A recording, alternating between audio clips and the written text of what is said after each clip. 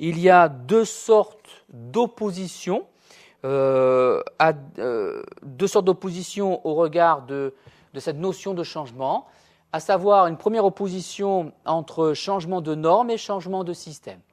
Vous allez voir que nous allons ensuite parler de changement d'adaptation et de changement de transformation. Donc en fin de compte, lorsque l'on parle de changement, il faut envisager ces deux types de changements. Il faut savoir de quoi on parle, en gros. Donc, premier élément, lorsque l'on parle de changement, j'allais dire de normes, on va parler d'un premier niveau, à savoir que l'on va se placer au niveau, dans le système, et on va simplement changer le contenu du système. Par contre, lorsque l'on modifie le système lui-même, on va parler de deuxième niveau, de niveau 2. Donc, dans le premier cas, il s'agit donc de rétablir, de modifier ou d'améliorer l'application d'une norme. Dans le second cas, il s'agit de changer cette norme elle-même. Donc, niveau 1, bien entendu, le changement a une ampleur moins importante que le niveau 2. Bien entendu, on va dire que dans le niveau 2, dans le changement de la norme, on est un petit peu dans le mythe de la table rase. Par contre, dans le niveau 1, on est ici dans une adaptation de la norme par rapport à son environnement. Les réponses donc à apporter dans les deux cas sont effectivement de nature différente.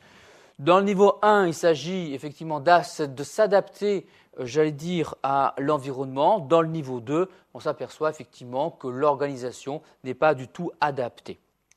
Donc dans cette approche, les changements de niveau 2 sont relativement rares, heureusement, car supposent effectivement, dans la plupart des cas, l'intervention d'acteurs extérieurs qui vont aider à la réalisation du changement, puisqu'il s'agit de reconstruire donc des normes.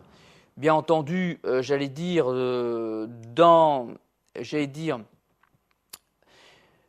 le niveau 1, il s'agit de modifier, si vous voulez, je ne suis pas encore là, de modifier progressivement, mais lorsqu'on envisage le niveau 2, certains pensent qu'il faut envisager, si vous voulez, cette évolution selon 4 paliers: le réglage, la réforme, la rénovation et la refondation.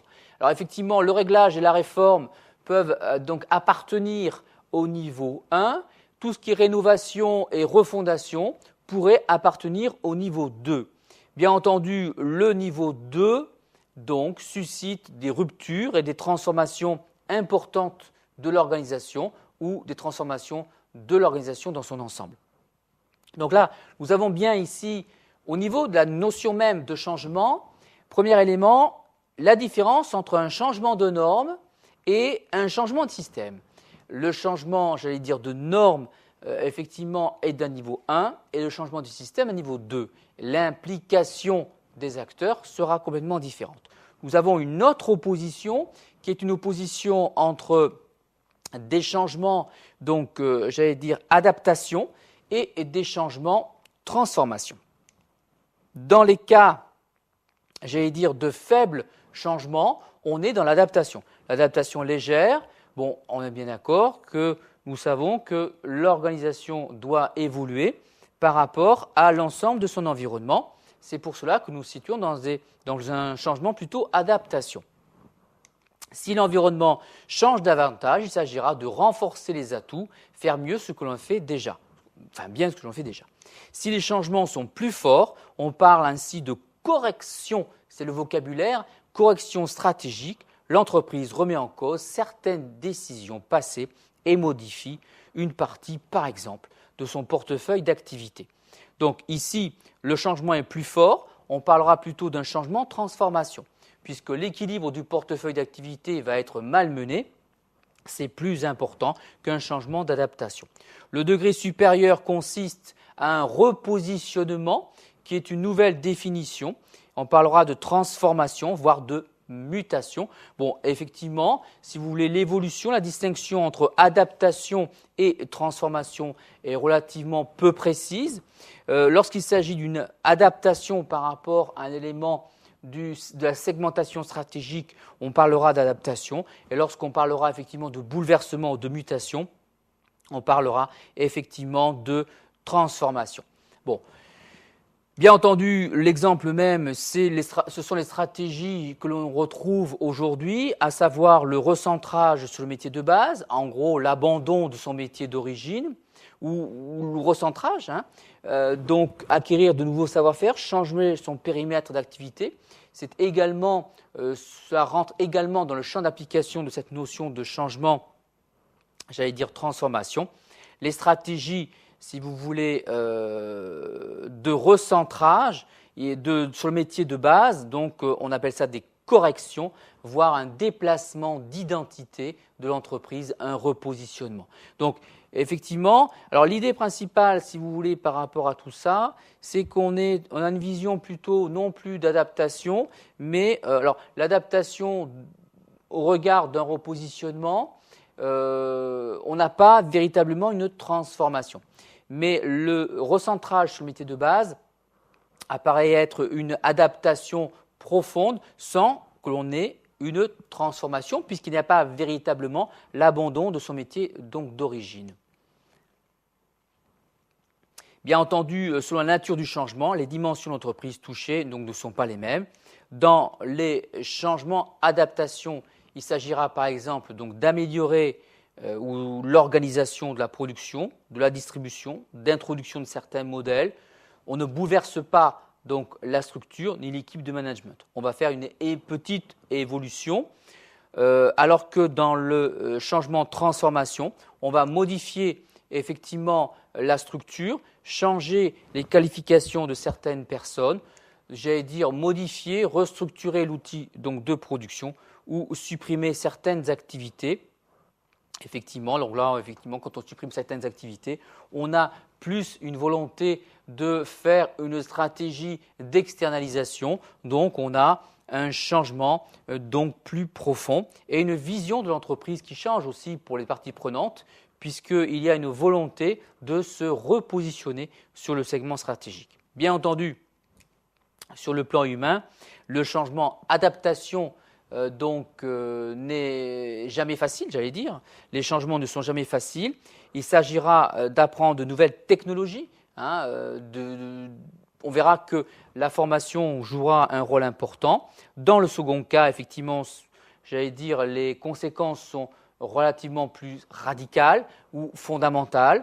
Et effectivement, on a véritablement un changement d'identité professionnelle où on a une rupture et effectivement, face à ce problème-là, les salariés peuvent se trouver démobilisés ou lutter contre ce changement. Donc là, on a bien, si vous voulez, une distinction entre… en fait, c'est une question de vocabulaire, si vous regardez bien. Le changement, il s'agit de mettre une notion sur ce changement, un doigt sur ce changement, cette notion de changement, avec la distinction entre changement de normes et changement de système, niveau 1 et donc niveau 2, changement adaptation, changement transformation. Donc en fin de compte, il y a l'opposition de deux types de changements qui apparaît être intéressant pour effectivement mettre des mots M-A-U-T-S, mettre des mots sur, j'allais dire, une transformation de l'organisation ou une modification, le mot est plus exact, une modification de l'organisation. Qui sont les promoteurs du changement? Donc les acteurs, tout simplement, sont divers. Le démarrage d'un projet, effectivement, met en jeu différents acteurs. Donc, ça peut être bien entendu les dirigeants, les managers, les techniciens, les sous-traitants. Donc, en fin de compte, le promoteur, l'initiateur du changement, les initiateurs sont nombreux. Bien entendu, il n'y a pas de changement sans la production d'une représentation commune. Alors ça, l'idée est intéressante, commune concernant le projet, son utilité, et ses effets. Donc déjà là, ça revient un petit peu à ce qu'on a dit sur tout ce qui a du sens. Donc un projet partagé, une représentation commune, globale de notre projet. Aussi est-il essentiel de bien comprendre donc les objectifs réels de chaque acteur concerné. C'est ça qui est important. Pourquoi? Parce qu'il faut que le changement soit partagé, que chaque acteur ou partie prenante ait une vision globale de ce changement et effectivement qu'il existe une base commune comprise par tous les acteurs de ce changement. Sachant que la problématique, c'est que les changements font intervenir des acteurs divers. Et effectivement, alors, des acteurs divers, promoteurs divers, mais il est indispensable de légitimer, si vous voulez, ces différents changements par rapport aux différents acteurs. Il existe une question importante, donc la question de la légitimité apparaît importante concernant les promoteurs du changement. Donc, puisque, j'allais dire, le projet de changement ne peut puiser sa justification que dans la vertu technique, la seule vertu technique, puisque l'on va prendre en compte effectivement tout ce qui est facteur de sociologie ou la sociologie du travail. Donc, la seule valeur technique ou variable technique n'est pas seulement à prendre en compte. Celui qui propose, j'allais dire, un projet, donc doit justifier sa légitimité aux yeux des autres pour pouvoir le porter durablement. Donc effectivement, vous avez une légitimité qui peut être technique, scientifique. Nous avons ici une légitimité au regard de la compétence donc de l'homme. C'est une justification, effectivement, une légitimité, qui apparaît être plus scientifique. Vous pouvez avoir une légitimité qui peut apparaître politique au regard du pouvoir, et effectivement une légitimité plus morale et historique au regard donc des fondateurs. Donc cette légitimité donc du changement apparaît au travers donc des acteurs du changement, sachant qu'elle peut apparaître technique, scientifique, politique ou morale, historique. Bien entendu, plus le changement est complexe et plus les différentes natures de légitimité donc, devront être mobilisées. Donc il est clair. À l'inverse, un projet satisfaisant peut avoir le plus grand mal à voir le jour s'il est porté par des individus peu légitimes. Et là, on voit venir tout ce qui est OPA inamical, hostile, et tout ce qui est consultant peu crédible. Donc la première des choses que l'on peut en prendre en compte, effectivement, ou l'une des choses, à part effectivement l'articulation de ces trois aspects du changement, c'est que le promoteur donc, du changement doit avoir une certaine légitimité, au regard, bien entendu, de l'ensemble des parties prenantes. Ce constat donc, s'applique aux contrôleurs de gestion, bien sûr, puisque ça nous intéresse, la relation entre changement, facteur de changement, problématique du changement et contrôleur de gestion. Pourquoi ? Parce que sa technicité, j'allais dire, son sérieux ne sont pas suffisants. Donc, pour appuyer, j'allais dire, un certain changement, le contrôleur de gestion compétent doit être appuyé par une certaine autorité donc politique et effectivement disposer lui-même de certains atouts personnels en dehors des atouts techniques, d'honnêteté, etc. Donc l'idée souvent dans les entreprises, c'est que les auteurs de changement doivent être soutenus par la direction et le contrôleur de gestion, qui est peut-être un promoteur du changement, qui a une certaine légitimité technique, doit être également soutenu donc par la direction, mais au départ, il doit faire preuve d'une certaine légitimité, à savoir technique bien sûr, mais également une légitimité morale, d'honnêteté et de capacité donc relationnelle. Effectivement, les parties prenantes ont une certaine perception donc du changement, ils ont une attitude, effectivement, l'attitude donc concernant va fonder, l'attitude des parties prenantes va fonder la perception qu'ils ont des enjeux concrets du changement. En d'autres termes, leur réaction donc va résulter de ce qu'ils perçoivent des avantages et des inconvénients pour leur situation de travail. Donc l'idée principale, si vous voulez, là, si on essaye de mettre en relation et le changement et ses avantages et effectivement le passé ou tout simplement les conditions de travail donc des parties prenantes et surtout la perception qu'ils peuvent en avoir pour pouvoir améliorer les conditions de travail et la perception d'une amélioration, bien sûr, puisque ces parties prenantes sont souvent à l'origine de toute résistance. Il faut bien entendu, et ça c'est d'actualité, que tout changement s'accompagne de ressources.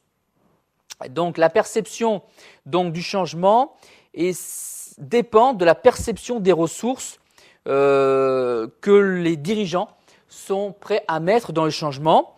C'est une perception, on voit aujourd'hui dans tout ce qui est changement, alors bien entendu, vous allez me dire, il s'agit de changement au terme d'organismes bureaucratiques comme l'enseignement ou même toute entreprise, j'allais dire, énergétique, mais effectivement, on parle toujours de ressources. Hein. La perception des parties prenantes, c'est « je veux bien changer, mais quels sont mes moyens ?»